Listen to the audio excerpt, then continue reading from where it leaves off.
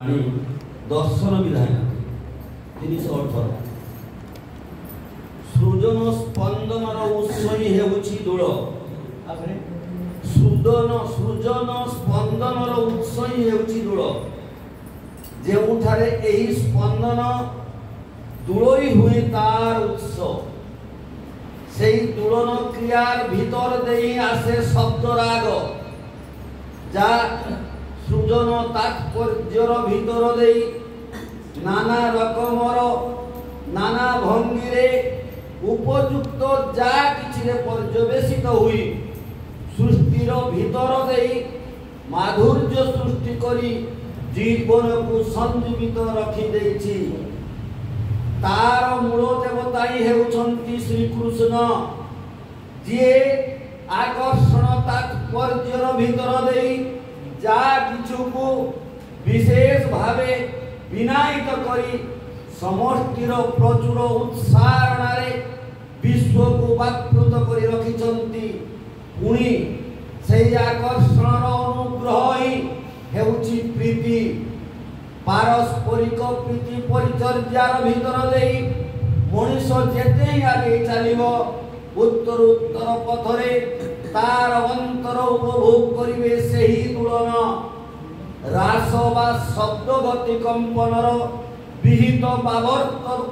श्रुतल दीपना जा भीतर दे अभिव्यक्त होई उठिले भगवान श्री कृष्ण एवं महिमान्विता श्री राधा राधा प्रकृतिर अनुरंजनारे अभिव्यक्त होई अबीर उत्सर्जनारे से श्री कृष्णଙ୍କ सहित दूल दीपाळे ऊर्जी तत्परतारे प्राणर आकुल स्पंदन नंदनारे मिलित हेबाकु जानती सेही श्री कृष्ण ही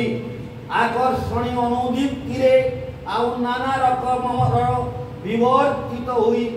धारा सृष्टि करी ध्रुति दीपना को परिप्लुत करी तुलंती। आई प्लुप्त दीपनी तात्पर्य ही हेउछि दूल लीलार पुण्य दीपना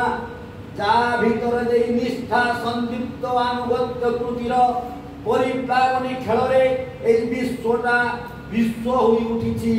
तेणु कहे स्मरण कर तांकु नमस्कार कर तांकु स्तुति कर तांकु ही जे एही दूललीलार परम उत्सर्जना परम उदार उद्दीपना अनुचलना जाकु आश्रय करी निष्ठा अनुगत्य कृति सहित श्रम सुख प्रियतार परिव्यापनी उल्लुड़ उद्दीपना मनीष को प्रीति और कृति मुखर करी शिष्ट सुंदर आभास विभारे विदीप्तिर कृति मधुर संदीपना नहीं सुख दुखर तात्पर्य को विनायित करी सत संदीप्त करी तुलो जान बुझ देख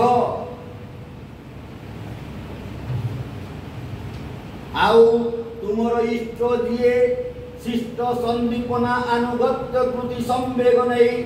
श्रम सुख प्रियतारे तांकर ही सेवा करुथाओ तांकर ही विश्वरे तांकु आ प्रार्थना करे तांको निकटरे ही सेही साधु प्रवाह तुम मानंकु सुष्ठु सुंदर संदीप्त करी प्रचुर करी तुलु मोर हृदयस्थ दिए